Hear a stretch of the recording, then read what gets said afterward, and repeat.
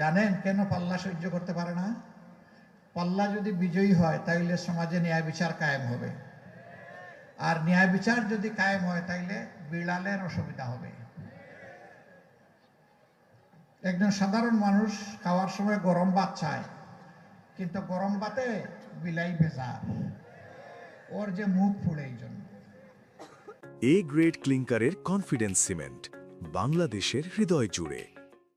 জায়গায় জায়গায় দখলদারি, জায়গায় জায়গায় আমাদের ভাইয়েরা নেমে পড়লেন চাঁদাবাজি করতে। এই ভাইদের প্রতি আমরা খুব দরদ ভরা মনে বলতে চাই, সত্যিই যদি আপনাদের সংসারে অভাব অনটনের কারণে আপনারা এই কাজগুলা করে থাকেন, আসুন আপনারা এখান থেকে সরে আসুন। আল্লাহ আমাদেরকে যে রিজেক্ট দিয়েছেন ওইটাই আপনাদের সাথে আমরা ভাগাভাগি করে খাইতে রাজি আছি। তবুও মানুষকে কষ্ট দিবেন না, চাঁদাবাজি করবেন না। এখানে কুষ্টিয়া জেলায় 60টার মতো চাল কল আছে, রাইস মিল। ট্রাকগুলো এখান থেকে চাল বোঝাই করে রাজধানী এবং দেশের বিভিন্ন গন্তব্যে যায়। এখানে প্রতিটি ট্রাক থেকে বেসরকারি খাজনা আদায় করা হয়। চাঁদা বললে মানুষ একটু লজ্জা পায়, তো এই জন্য বললাম বেসরকারি খাজনা, এবং রেটও ভালো, প্রতি ট্রাকে 5,000। ট্রাকের মালিকরা অতিষ্ঠ, ব্যবসায়ীরা অতিষ্ঠ, চালকল মালিক যারা তারা অতিষ্ঠ। এরপরে আবার বিভিন্ন স্ট্যান্ড দখলের ব্যাপার আছে। আমি অবশ্য ওই স্ট্যান্ডের নাম নেই না, ওইটা নিলেও মানুষ মন খারাপ করে, একদল মানুষ। আপনারা জানেন ওই সমস্ত স্ট্যান্ডের নাম দাম, তাই না? আমরা সবাইকে বলি সরে আসো, ওখান থেকে সরে আসো। আমরা কথা দিচ্ছি, এমন এক বাংলাদেশ আমরা গড়তে চাচ্ছি, আল্লাহর উপর ভরসা করে, মহান আল্লাহর উপর ভরসা করে গড়তে যাচ্ছি, যেই বাংলাদেশে প্রত্যেকটি সক্ষম পুরুষ এবং নারীর হাতে মর্যাদার কাজ আমরা তুলে দেব ইনশাআল্লাহ। বিশেষ করে যুবক যুবতীদের হাতে, তাদের এই যৌবনের শক্তি দিয়ে তারা যেন দেশকে দারুণভাবে গড়তে পারে, এগিয়ে নিয়ে যেতে পারে। এবং তোমাদের হাতেও আমরা কাজ তুলে দেব, যারা এই সমস্ত কর্মকাণ্ডে লিপ্ত আছো। সেদিন সম্মানের সাথে তোমরা বসবাস করবা। এখন তো তোমরা অপমানজনকভাবে এই সমাজে বসবাস করো। মানুষ তোমাদেরকে ঘৃণা করে, মানুষ তোমাদেরকে অভিশাপ দেয়। সেই ঘৃণা এবং অভিশাপ থেকে ভাইয়েরা তোমরা সেদিন মুক্তি পেয়ে যাবা। আমরা সারা জাতির সমস্ত মানুষগুলোর মুক্তির চিন্তা করি। আমরা নিজেরা খাওয়ার জন্য রাজনীতি করি না, এবং দলীয় কর্মীদের পেট ভরানোর জন্য আমরা রাজনীতি করি না।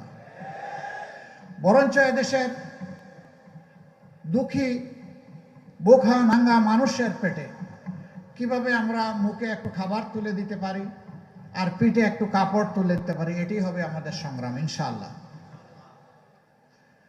এখানে নদীকে যেভাবে খুন করা হয়েছে আপনারা জানেন। আমরা এই 2 দিন আগে উত্তরবঙ্গ সফর করে এসেছি, একইভাবে ওখানেও খুন করা হয়েছে। ওখানে 4টা প্রধান নদী আছে, সেই নদীগুলোকে শেষ করে দেওয়া হয়েছে। আমরা বলেছি ওখানে আমাদের জীবন বাঁচানোর সংগ্রাম হবে শুরু নদী বাঁচানোর মধ্য দিয়ে। আমরা এখানেও কথা দিচ্ছি, আমরা ইনশাআল্লাহ নদী বাঁচানোর মধ্য দিয়ে এই অঞ্চলের সংগ্রাম আমরা শুরু করব ইনশাআল্লাহ। নদী বাঁচলে মাটি বাঁচবে, মাটি বাঁচলে আমার মাও বাঁচবে। এই জন্য আগে নদী। এই নদীতে অনেক বরকত আল্লাহ রেখেছেন।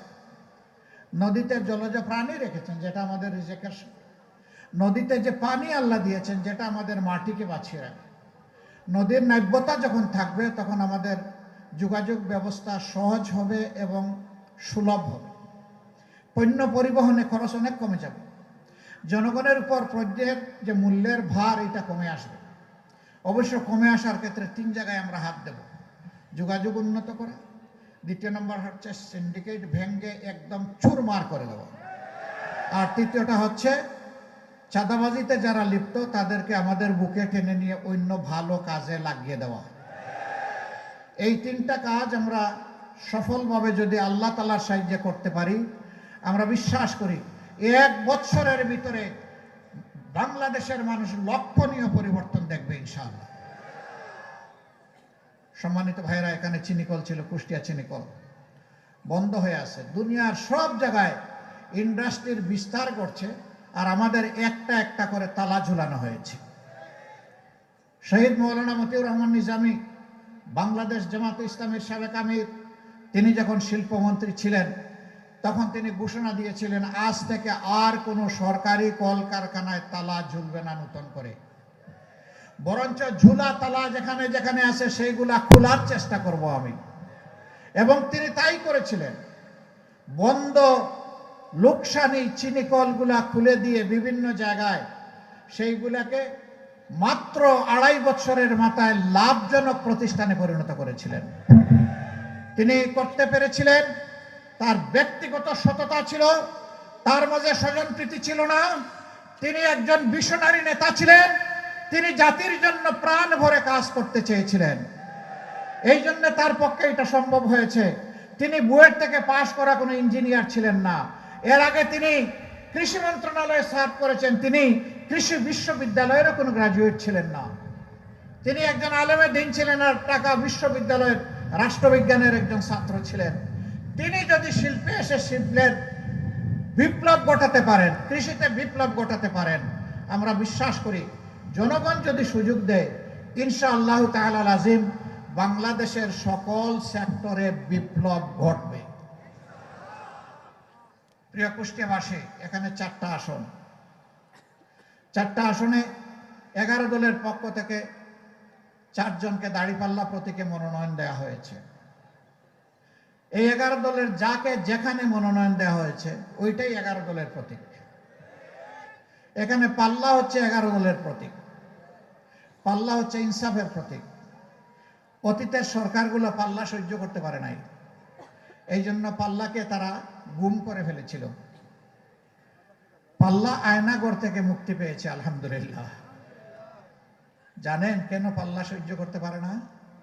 পাল্লা যদি বিজয়ী হয় তাইলে সমাজে ন্যায় বিচার কায়েম হবে, আর ন্যায় বিচার যদি কায়েম হয় তাইলে বিড়ালের অসুবিধা হবে।